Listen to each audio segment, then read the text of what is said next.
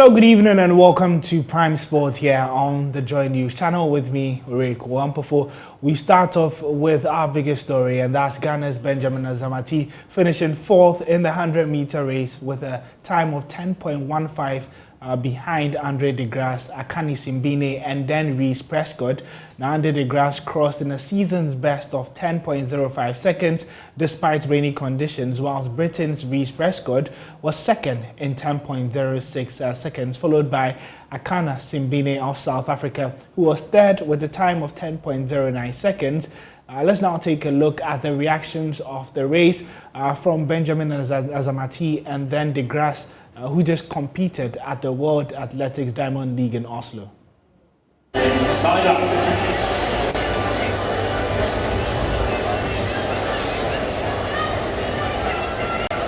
Welkom, sta je lekker door. Alright, voor de volgende. Kommer de gras. Og kommer Prescott. I think it was good competition for me, I wanted to come out here to just feel the experience. Going into the big meet, that's the World Championship. I feel I had a slow reaction, and everybody could see that.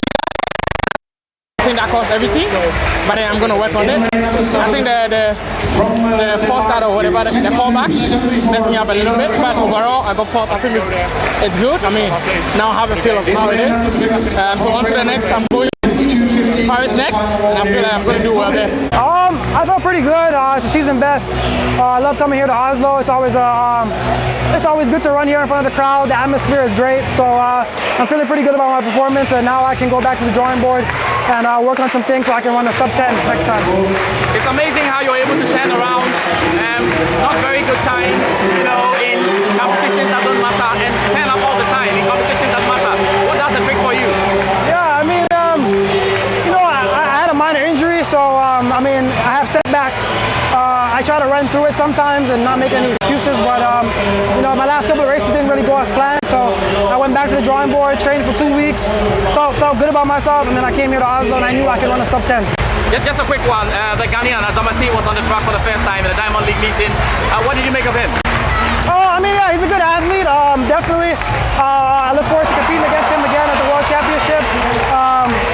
It's always great. I always see the Africans doing very well. So I look forward to racing against them in the future. Final one, Andy, you told us that you would find out how your body is feeling if you want to do the 100 and 200 meters. Yeah. Are you anywhere close to thinking, deciding? Yeah, I was deciding a couple of weeks. I run Paris on Saturday, so I'll decide in a couple of weeks what I want to do. Thank you very much, Andy. Now joining us via Zoom to discuss the race is George Adu Jr., who is in Oslo. Pretty raining conditions, George. Did you have to watch a race with an umbrella? I had to watch the race in the rain. So, yeah, because I had moved away from the media tribune as Azamati was on, the only Ghanaian. So I wanted to really look at what happened. And it was a bit unusual because we spent perhaps close to 3 minutes or so before we're done with the race in the end, because there was a callback when the first gun shot went, and then they had to take it back, take it easy, make sure that it wasn't a false start for a possible disqualification, and then did go again. So a lot more tension, a lot more nerves, for first timers, and I thought you had a clue right there when Azamati was explaining what went on. Well, let's look at the race proper. You talked about the callback and the potential of there being a false start. If you look at that coupled with the fact that it's Azamati's first Diamond League outing, how does that affect him psychologically if you have to restart a race and now you're thinking, I don't have to go too fast, or there might be a possible, there might be a possible false start, and that could be me. What do you think was going through his head? Yeah, clearly. I mean, after speaking to him on the race, he was like, yeah, that's callback. And he had to think a bit again. When there's a false start or a callback, you become extra cautious. And it's only the experienced ones who know how to, just ease it out and just say, it's just one of those things. I'm really never going to have a false start. But for a young man like Azamati, who was racing in the Diamond League for the first time with the whole of Ghana paying attention to this, I guess it crossed his mind a bit that, look, I have to make sure that at least I'm in this race to place third or fourth or whatever I can do. So Yeah, because when you look at it again, we're looking at the detail of the race when it started. You realize that Zamati's reaction was actually the slowest. That shows that he was the most, as the one who took a lot of caution in moving from there.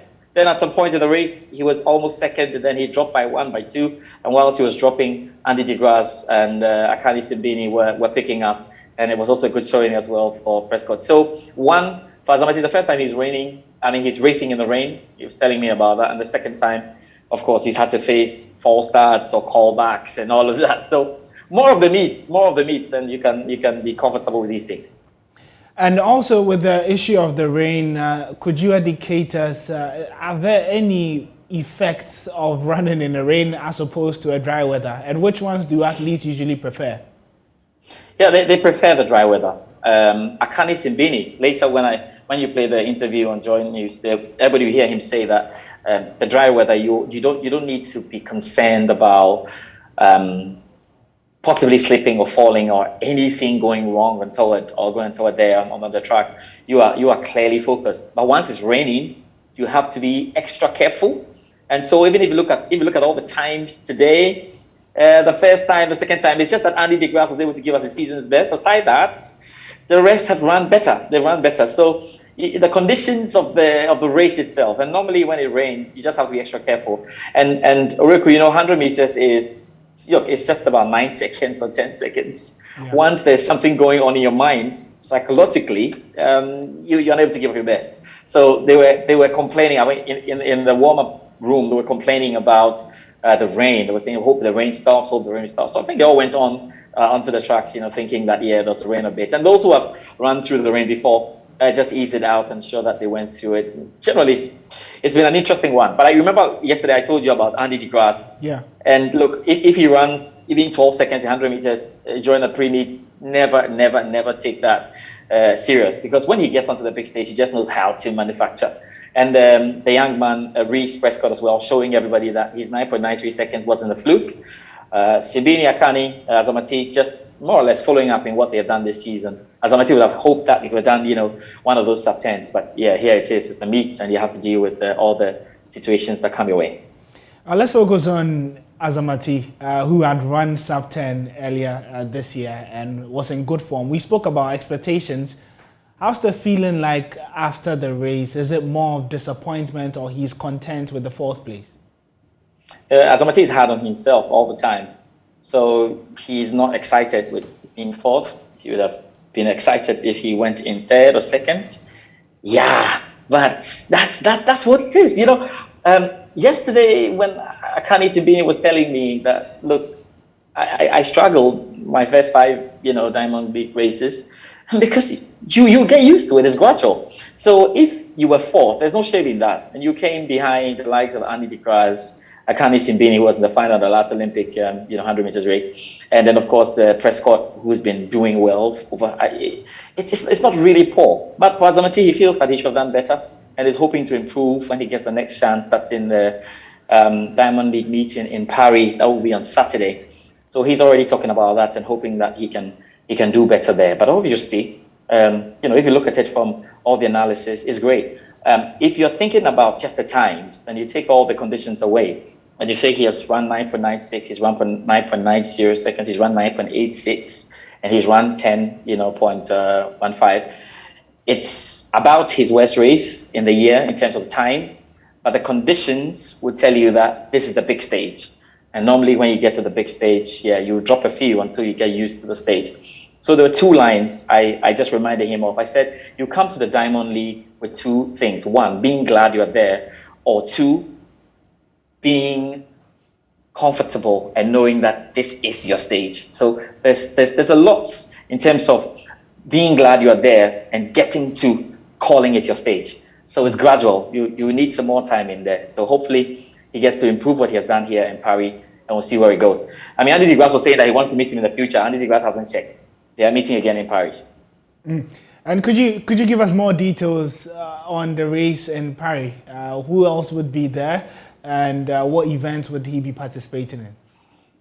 We are still going through it, but Azamati may participate in the 100 meters and 200 meters. The least he will participate in perhaps with the 100 meters, but he could participate in the 100 meters and 200 meters. There's some big exciting news coming after, or right before the Paris Grand Prix. We'll be announcing that. And also, Andy de Grasse is definitely going to be back. I think Prescott is going to be there. Akani Simbini confirmed to me that he won't be at Paris, or he won't be in Paris. He would move to the Stockholm Diamond League, which is the final Diamond League before the World Athletics Championships takes place. So there'll be guys there. I think you saw Sunny Brown as well. Sunny Brown will be there in Paris, and one or two. I've also realized just this evening when we're coming that Shelley-Ann Fraser-Pryce for the women is also going to be there. So it's going to be a step up in every sense when you move from Oslo to Paris in every sense, because we're now gathering the points and we're going to see all those who have done well over the Diamond Leagues, there in the final in Stockholm. So it's crucial for them, and we're going to see some big faces I've mentioned. And just to wrap up with you, George, in terms of expectations again, now he's crossed that border or boundary of participating in his first Diamond League. He gets the second opportunity this weekend in Paris. What do you think will be running through his head this time?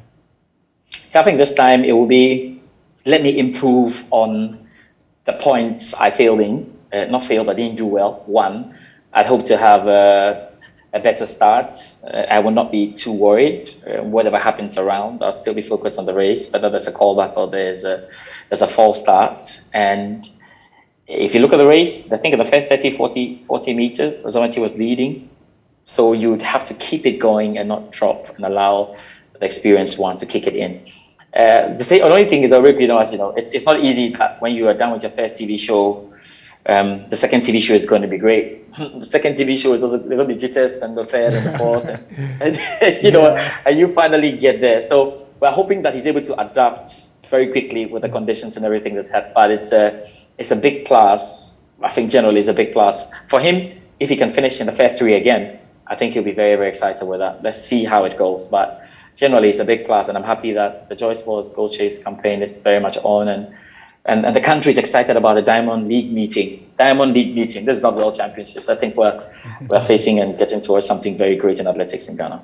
All right. Thank you very much, George. We'll stay with you throughout the Diamond League in Paris as well, which Benjamin Azamati is expected to participate in this weekend. He finished fourth in the World Athletics Diamond League in Oslo, Norway, which took place tonight in the 100 meters men's event. Still on athletics, Martha Bisa will compete for Ghana for the first time in 8 years after she was named in the country's athletics team for the 2022 Commonwealth Games in Birmingham. Athletics reporter Erasmus Kwao wants the Ghana Athletics Association to explain Martha Bisa's inclusion following several years of inactivity. I'm sure this is great news for a lot of people who have followed exploits of Martha Bisa from when she won the Nigerian Youth Olympics and all throughout the years. But of course, any talk about Martha Bisa will always, you end up, analyzing the controversial bits of her and all that has happened. But you brush it aside. From one side now, she has gained her senior call-up. And interestingly, if you remember 2014, she was actually at the Commonwealth Games 2014. To prepare as part of Ghana's senior team. The GA's plan back then was because she had qualified for Nanjing, the Youth Olympics already. There was no use, allowing her to stay in Ghana while the senior team went to the Commonwealth Games and African Championship. She was taken along. So to be the second time, she'll be at the Commonwealth Games. There's nothing new to her. But, Muftar, you look at her performance this year. I was looking at her performance. Exactly where I was coming to. Exactly. In terms of her times. Yes. I mean, she's done one race from World Athletics, says 4 minutes, 37.11. To say bluntly, 4 minutes, 37.11. And the GA's own entry requirements for the Commonwealth Games in the 1,500 meters was 4 minutes 04.20. And for the 800 meters, it's 1 minute 59.50. So what this tells us is that there's a gulf of difference from what she's done and what the GA's own qualification mark was. Yeah. And so it means she didn't qualify by the GA's own criteria. Yeah. So what other decision or what may have informed the GA's decision to take her along, I think it's something the GA will have to publicly, explain. So it means there's something other than the qualification mark that made them get her on the team. Can we deduce that maybe, it's supposed to appease and cool down the waters? Can we deduce that? Well, politically, the moment I saw this league, I saw politically this is a good piece of information for a lot of people. Yeah. Maybe at some point you also consider, maybe you also think that the girl had been misled for a long time. Yeah. Finally, she's come to know the truth, and so allow her some opportunity to compete at the highest level. But the question has got to be asked: what about the other athletes in the other disciplines? It is the How close question. were they? Yeah. Exactly. How close were they to qualify? I look at somebody, for instance, like Duncan Achim, who was at the recent African Athletics Championships. Yes. He had done 45.82. And the B standard time for 400 meters Commonwealth Games this time was 45.81. Yeah. So you can equally make an argument that Duncan should have been part of the Commonwealth Games team and not necessarily Mathabisa. So I'll leave that one open. But for a lot of athletics followers, they will certainly look at this and say, maybe it's a reprieve for Martha and another opportunity to compete at the highest level of things. But I'll just sum up by saying it's a controversial decision to include her, knowing the performance she has channeled this year vis-a-vis the GA's own entry standard for the Commonwealth Games.